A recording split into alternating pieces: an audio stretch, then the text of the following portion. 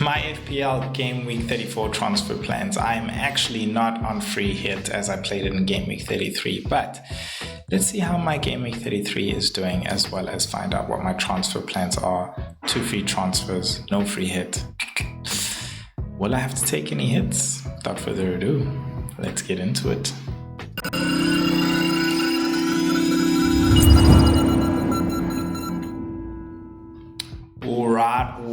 Alright, guys. Now, I'm okay. I'm alright. I'm on a small green arrow. I say small, it's around 25,000. And a lot can change. I feel like we're just basically halfway because we have a whole lot of assets left to play. I don't think anybody that impactful is in the Spurs game from my side.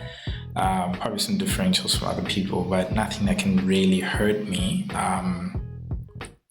So Game Week 33 is sort of gone the way I had expected it when it comes to teams like Crystal Palace, the way they perform. And on the other hand, I was surprised by the game of Aston Villa and Newcastle, only just the score, but I knew Aston Villa could actually beat them,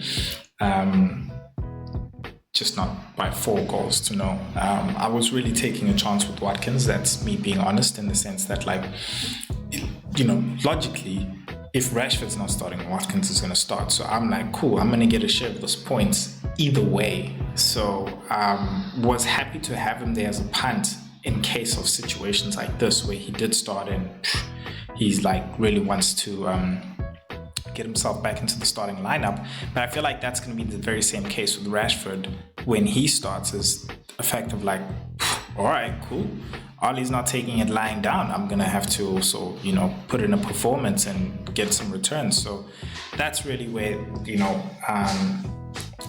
I'm really hoping I can gain on a lot of people, and De Bruyne as well, as he's my differential. So it's really those 3 assets doing well that would really keep my green arrow. On the other hand, everybody really would just maintain it because Saka, Rodgers, Salah, Mamouche, Guardiola, Saliba, Raya, they're all pretty much templates. So hopefully I can keep this and they don't hurt me that much. I do expect that game with City and Aston Villa to be another tough one for City, so I'm hoping Mamouche doesn't return there. I'm hoping more so KDB does. And again, even the Everton game with Man City, I knew it wasn't going to be an easy one, and that's not me playing on some I'm genius brilliance, captaining Mo Salah. No, I don't even regret that captaining Mo Salah because, as things played out the way they did, I was like, okay, cool. Mo Salah, come through, dog. Yeah, and he didn't. But everybody was close, bro. I feel like besides Mamouche, probably had some shots there and there, but I saw the game with City. I saw the game with Saka. I saw the game with Salah. Bro, those guys were getting chances, bro, and it just was not going in.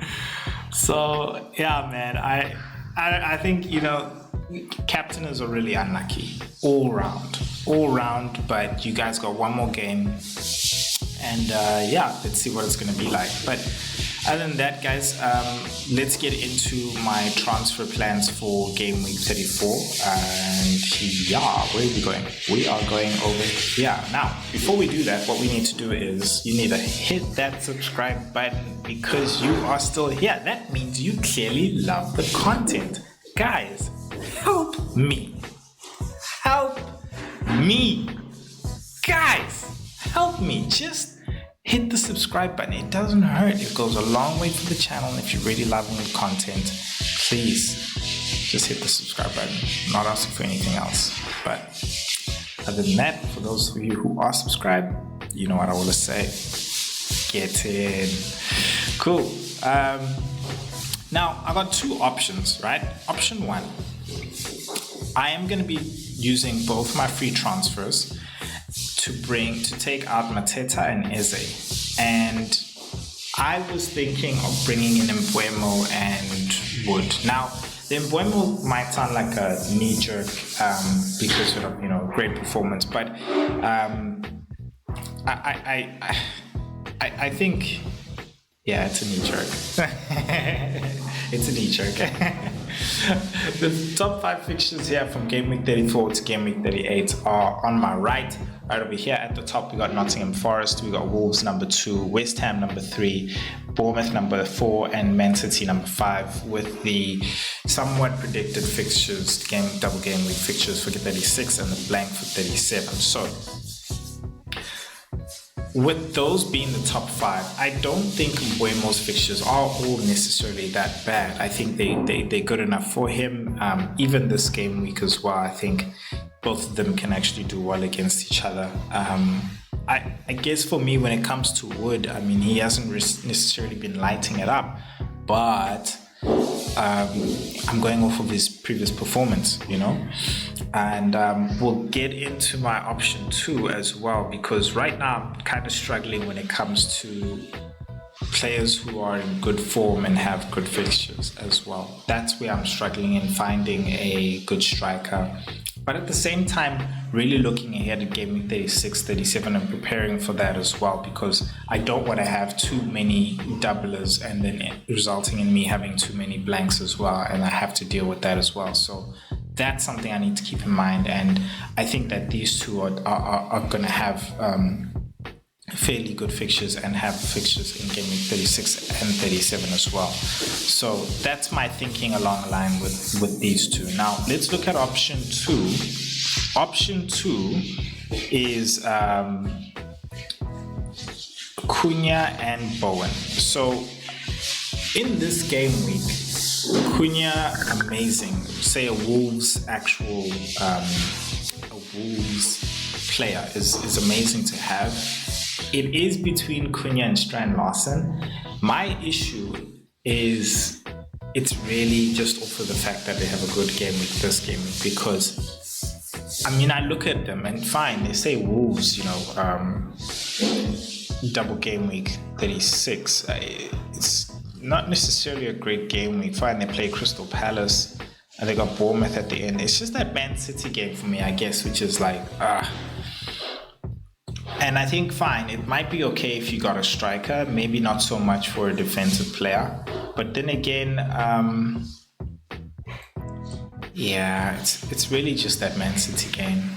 It's really just that Man City game. And at the same time, Belgrade was injured, and so that's why Cunha played. I feel like if Belgrade is not injured anymore, then Cunha could be benching. So that's why I'm thinking about Strand Larsen, but I put him in there just as a placeholder in the sense of like, I am thinking about a Leicester striker. I think Strand Larsen is actually the one to go for. If we really are talking about form, he's definitely a form player to go into the next run of the run-in, basically. Then Bowen, I feel like again, this one is really not a knee-jerk at all. I feel like they got really great fixtures, and Bowen being the talisman there is definitely a no-brainer. So I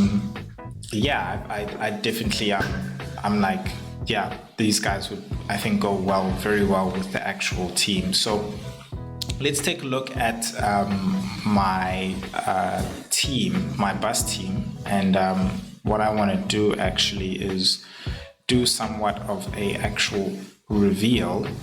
So let's take a look at, in goals I'll have Alisson Becker, who, they've been doing well. They're playing against Tottenham. I feel like a lot of people, he's going to be a good differential because a lot of people are going to be going for like the likes of Leno and Jose Sa, because they're going to be playing Leicester as well. So hopefully that works out for me. And then going into the defense, I think I've somewhat got close to what the template is, because a lot of people will have a Newcastle player and a Leicester player, of course, with Aid Nori. I think Kirkes then for me becomes more so the differential there, because again, a lot of people will be going for targeting Southampton, so I think they're looking at a Ryan Sessegnon, which honestly, in your free hit, which is something I want to do as a separate video, not this video. I wanted to just focus on my team in this one and just do transfer plans for my team, and then I'll give you my actual free hit for Game Week 34. But Yeah, I feel like Kirkes can be a good differential. Hopefully they're playing at home there, and that Man United will actually also rotate heavily. So really looking forward to that game. And they've been getting clean sheets after clean sheet lately. So I'm hoping that form can continue into the Man United game. Now, moving into their midfield, I'm going to be having Salah, Semenyo, Gordon, and of course, a Bowen there or an actual Mbeumo. At the moment, I've just left it there on the Bowen and Cunha. But if you want to look at what my option one is, again, option one there could be Mbeumo. I just feel like Nottingham Forest has a really great defense. So I feel like if I want to capitalize on, a team that's playing a bit of a weaker defense right now, which we all know Brighton's has been a bit vulnerable. I think Bowen's better one also because they're really in that fighting mode. So they know they really have to score. Whereas Brighton, in their case, I wouldn't say necessarily on the beach, but not much to necessarily fight for because European spots are somewhat closely. They're not really in that top Europe fight. From what I can recall in the league, and I'm talking about like 5th place up. I think West Ham win that game, they can be secure in terms of not getting relegated. So that's my thoughts there. I think if Mbeumo is playing at home, I could definitely bring him in and I would see a goal there. But Nottingham Forest themselves at home are definitely not going to want to concede a lot. Also, they're fighting for the top 4, so I feel like there's going to be a lot of goals going in on their side. That meaning that Brentford is going to concede. So that's my thought there. More so favouring a Bowen pick there in the midfield there. Then moving on to my strike force and then just revealing my bench, which really is just the bench of players who are not playing this game week. I have Isak and I have Evan Nilsson, who I'm really excited as. I feel like he's a differential because a lot of people are looking at just having a Isak and a Wolves attacker. And so Evan Nilsson can continue being my differential, helping me gain if, of course, he does perform. So you can see if it was Cunha there, I honestly would really be excited moving forward. I'm just really hoping that his minutes could be more secure moving ahead with the game weeks as well. And Belgrade not really making him a risk there. So yeah, I feel like those are two straightforward. I just have 2 free transfers, 0.2 in the bank. I can definitely make those no problem at all as well without Haaland, money and a thing. So yeah, you guys let me know what you think in the comment section. Who do you think that I'm not thinking about? What do you think of my squad? It not being actually a free hit. One person where I'm really just like not happy about, but I'm just going to take that, is Gordon. Really hoping for some miraculous miracle that they decide to actually start him or even just give him more minutes. I feel like he's just coming on a bit too late, like in the last 10 minutes or so. If he could come on like in the last 30 minutes, just after the 60-minute mark, I would be happy. I would take that up. Extremely be happy, but if he is going to start, I do hope they can give him at least about 70-75 minutes, and I'll be happy, and I feel like that's what I'm hoping for. But he's definitely in the Newcastle assets, one people that I'm looking to take out of my squad, just going a bit into the run-in and start shifting up, putting in Mbeumo, having Bowen as well, and maybe some Villa assets as well, looking for the double. That's if they actually, whoever doubles actually, that's if they actually, of course, go through to the final for the FA Cup. But we'll see in the following this coming weekend. So yeah, we'll see what that means. Other than that, guys, let me know in the comment section what you think as well, and then also don't forget to hit that subscribe button. Really would appreciate that. It would really mean a lot and go a long way for the channel, and I will see you guys in the next video. Peace.